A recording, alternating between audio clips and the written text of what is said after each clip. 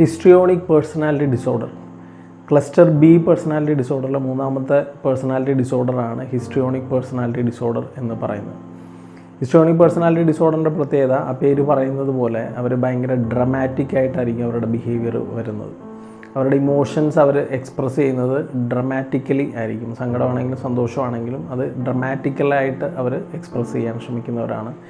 അതുപോലെ തന്നെ ഇവർക്ക് അറ്റൻഷൻ കിട്ടുക എന്നുള്ളത് വളരെ ഇമ്പോർട്ടൻ്റ് ആയിട്ടുള്ള കാര്യമാണ്. ഒരു ഗ്രൂപ്പ് ഓഫ് പീപ്പിളിൻ്റെ ഇടയിൽ അവർക്ക് സെൻറ്റർ ഓഫ് അറ്റൻഷൻ കിട്ടണമെന്ന് ആഗ്രഹിക്കുന്ന ആൾക്കാരാണ്. അതിനുവേണ്ടി അവർ ഡ്രമാറ്റിക്കായിട്ട് ചില ബിഹേവിയേഴ്സ് ചിലപ്പോൾ ചെയ്യാൻ സാധ്യതയുണ്ട്. അതായത് ഡ്രമാറ്റിക്കലി ഇമോഷൻസ് എക്സ്പ്രസ് ചെയ്യുകയും അതുപോലെ ഡ്രമാറ്റിക്കലി മറ്റുള്ളവരുടെ അറ്റൻഷൻ സീക്കുകയും ചെയ്യുന്ന ഒരു തരത്തിലുള്ള ബിഹേവിയറാണ് ഹിസ്ട്രിയോണിക് പേഴ്സണാലിറ്റി ഡിസോർഡറിൽ വരുന്നത്. അതുപോലെ തന്നെ ഇവർ മറ്റുള്ളവരെ അട്രാക്റ്റ് ചെയ്യാൻ വേണ്ടിയിട്ട് അവരുടെ ഫിസിക്കൽ അപ്പിയറൻസ് ഉപയോഗിക്കും.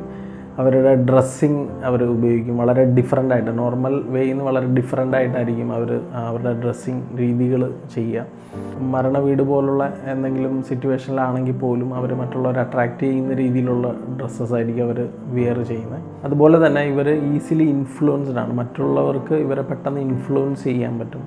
അതുപോലെ ഇവർ റിലേഷൻഷിപ്പിലെ ഭയങ്കര ഡീപ്പായിട്ട്, സാധാരണ റിലേഷൻഷിപ്പിനെക്കാട്ടി ഡീപ്പായിട്ടാണ് അവരുടെ റിലേഷൻഷിപ്പൊക്കെ അവർ കാണും. ബേസിക്കലി അവരൊരു ഗ്രൂപ്പ് ഓഫ് പീപ്പിളിൻ്റെ ഇടയിലായിരിക്കുമ്പോൾ അവർക്ക് അറ്റൻഷൻ കിട്ടുന്നില്ല എന്ന് തോന്നിക്കഴിഞ്ഞാൽ അവർക്ക് ഡിസ്റ്റർബൻസ് ഉണ്ടാവും. അതിനനുസരിച്ച് അവർ ഡ്രമാറ്റിക്കായിട്ട് എന്തെങ്കിലും ബിഹേവിയർ കാണിക്കും.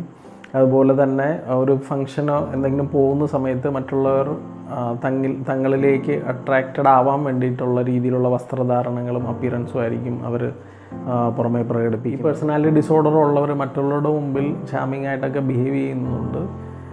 അത്രയും അടുപ്പമുള്ളവർക്ക് മാത്രമേ ഇവർക്ക് ബുദ്ധിമുട്ടുണ്ടെന്ന് മനസ്സിലാക്കാൻ പറ്റത്തുള്ളൂ. അല്ലാത്തവർക്ക് ഇവർ നല്ല വ്യക്തികളായിട്ടായിരിക്കും കാണുന്നത്.